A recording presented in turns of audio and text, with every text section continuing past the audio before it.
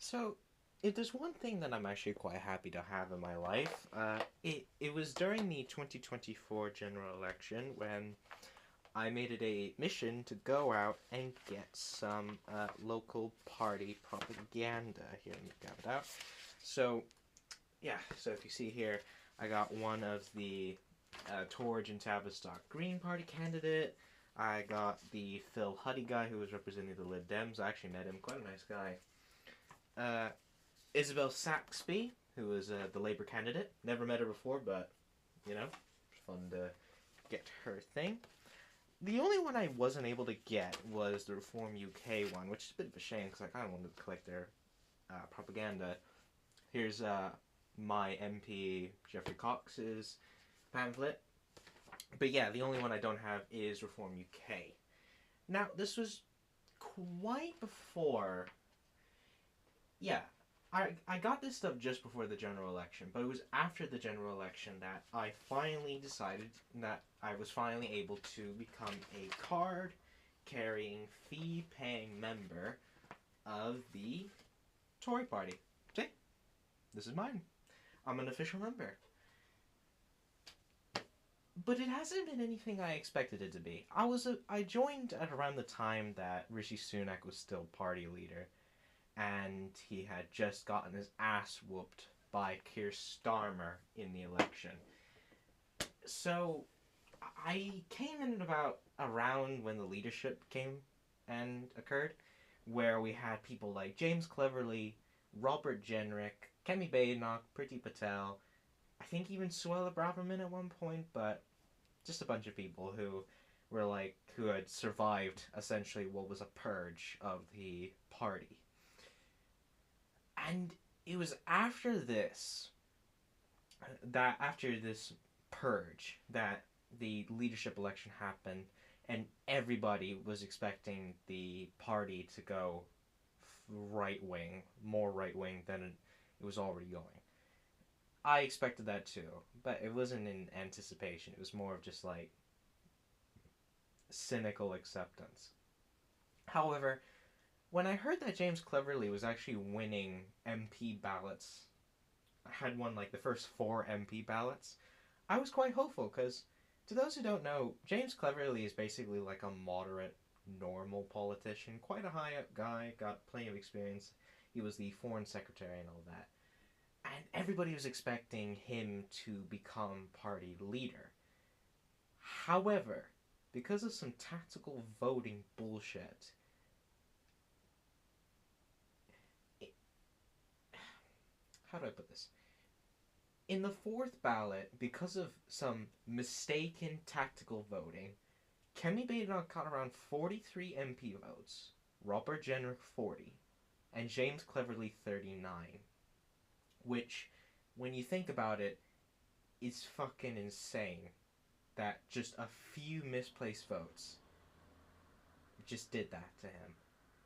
So James Cleverly was out of the fight, and that only really left people with the same option, that being that Jenrick or Kemi, the party was going to go right wing either way.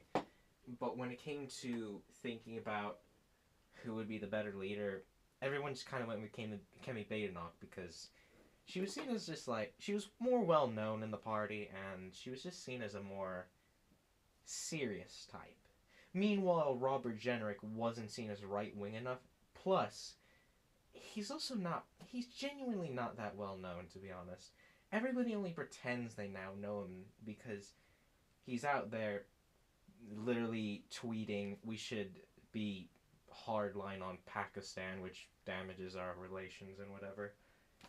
But to be honest with you, when Kemi Badenoch became my party's leader, I was kind of hopeful for a time because one, she's like 40 years young. She's only 40 years old, so around the same age as Rishi Sunak. Plus, she was the first ever black woman to ever become a leader of a major British political party, which I thought was a fantastic achievement. You know, really showing how progressive and how more inclusive the Tory party can be in in making sure that no matter what race you are, everybody's still a cunt. But Anyway, so when Kemi Baylock became leader, everybody was kind of excited, you know. Well, I don't know if everyone was, but I certainly was, because I thought, oh yeah, we're gonna get some ball new leadership. And then I went to the first ever video, like young Tory, like Zoom call essentially. It was on Google Teams or whatever. But what happened was that I go in there because, and I already posted the question beforehand. You know, they sent out a whole thing where you can type into the email a question you had for Kemi Badenoch, and I thought, oh okay. Now that was just me being naive. There's no way that she was ever gonna listen to questions by genuine members. But when I was sitting there in that like Microsoft team call with hundreds of other people, I assume, and then Kemi Badenoch then goes on this speech going on about how we need to bring energy and fun back into the Tory party. And it's just like, but Kemi Badenoch hasn't done anything to bring energy or fun back into the party when she was making that speech. And especially more so when the questions came rolling in. Now, because this is the Tory party, of course questions weren't going to be asked by members. No, the questions were chosen by local youth chair people, which makes sense, you know, that's not the worst thing. But what happened was that I was just sitting there listening to these questions that were just so, no, not even, I wouldn't even say amateur. They were just so obviously staged. One of them was literally asking if there was going to be a religious conflict in the UK, which, no, I don't. And not only that, but like, oh, if you had to have dinner with someone, if you had to have dinner with your favorite conservative politician, which one would it be? And it's like, are we in like like in a kids questionnaire time? It was insane to listen to. And at the end, she's like, "Oh, thank you guys for coming. I hope we bring fun and energy back into our party." She just kept drilling that in, and then at the end, there just was no fun or energy to be had. It was the most staged thing I've ever seen, and that just got me thinking to like, if Kemi Badenoch was just so dry and boring as she was in that Microsoft team call, I mean, sure, she made some transphobic comments, but I mean, that's kind of what you expect from her. But when she did that sort of little media, not PR thing, I would say, it just filled me with a great sense of disappointment. That's like, this is my leader? This is the woman who's going to be leading my party, who's going to be bringing back energy and fun. And then for 6 months, no, not even 6 months, nearly an entire fucking year, she doesn't even post any policies or ideas. She spends an entire year floundering in Parliament, constantly making no, not even constantly making mistakes, just being constantly ignored, and just like acting like, oh look at me, I'm gonna do mic drop moments and all that stuff, and it's just God. You know, back when it was like Boris Johnson to Rishi Sunak, yeah, that time between that during that time, Prime Minister's questions was actually kind of entertaining, even during Rishi Sunak, because despite everything about Rishi Sunak, he's kind of entertaining in a way.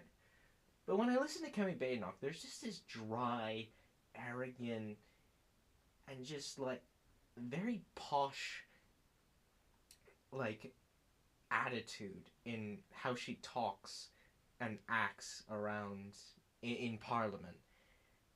And then there's just like all of her media stunts. Which, to be clear, there are no media stunts. She hasn't done anything except maybe hold some media press conference talks that just were nothing, essentially.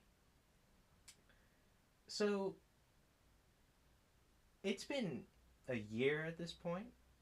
Uh, yeah, yeah, no, it's been a year at this point, and Kemi still is in charge. You know, everyone was saying, "Oh, you know, Kemi Baylock's gonna be overthrown soon." No, nobody wants the job as like Tory leader at the moment because, despite everything Keir Starmer has done, he's still gonna win the next election. Let's be utterly fair, because what opposition does he have? He just has reform, and reform have just been utterly screwing up since the day they got into the House of Commons. Meanwhile, for the Tories, honestly, I'm kind of questioning whether I should have my membership continue at this point because it's just nothing's changed, nothing's happening. And sure, you could say that, oh, Kemi Baylock's given a bunch of policy ideas and stuff. Yeah, but they're not good. They're not good ideas. Let's be honest. She has not given us a good policy idea. And, like, I could say a bunch of things about, oh, apparently her economic agenda is not good, or her social thing, her social policies, or whatever proposal she has as being not good. But the problem is that with that is that that's just my subjective opinion. However, here's an objective opinion and indictment of Kemi Baylock that I think pretty much disqualifies her from being a respectable candidate for Prime Minister in 2029. She still wants to leave the European Court of Human Rights, which, to those who don't know, no, it's not just a thing protecting immigrants. It kind of gives British people um, civil liberties outside of the UK.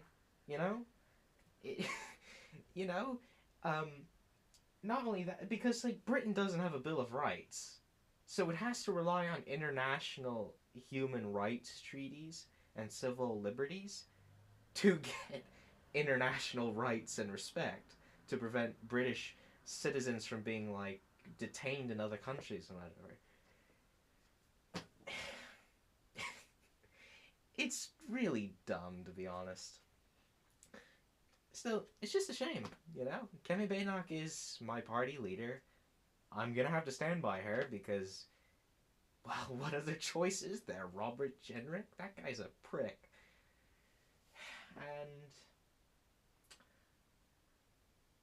well, I mean, I guess there is one thing I could say, and it's kind of a sad thing, if I'm gonna be honest, is that Kemi Baylock being the first black woman to be Tory party leader is an incredible achievement. However, if she fucks this up, if she proves to be an incompetent leader and doesn't improve Tory fortunes, I fear that when 2029 comes and Kemi Baylock inevitably loses more seats or just keeps the party at what it is now, unfortunately, this could just lead to a huge amount of rollback on the confidence that the Tory party can have on minorities as like representatives of itself, which would be a massive shame and a massive setback for minority rights in political participation in this country. It's already not as good as it is, so yeah, that's just my opinions and thoughts I've had on Kemi Baylock that I've had for a while, and I just want to share them with you. So yeah, if you have any comments or just your own thoughts, please leave them down below. As for the next video, you know what? I think I am gonna make that second part to my Cyberpunk series, where it's me doing this format, and where I get to sit and bitch about the absolutely broken gunplay in that game.